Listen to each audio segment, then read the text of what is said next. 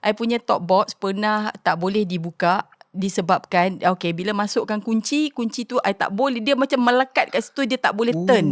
Tapi bila tak boleh buka top box, so I tak boleh nak masak because I punya barang-barang semua kat dalam tu, stove semua ration dekat dalam tu, so I tak boleh nak masak. I memang berlapar masa tu selama berapa jam I think dekat 2 hari lah tak makan. Tapi masa tu I ada internet. So I letak I share this problem dekat social media. Sorry to say, orang kita banyak yang mempersendakan, termasuklah overlander Malaysia yang menganggap benda tu lucu. Tapi bila soalan yang sama I letak dekat Horizons Unlimited, satu page untuk overlander lah. Okay. So orang putih semua bagi macam-macam suggestion dia orang bagi, which is really berbeza lah kan, dia punya orang kata cara dia orang respond pada kita yang tengah ada masalah. Just imagine I seorang-seorang dekat negara orang apa semua kan.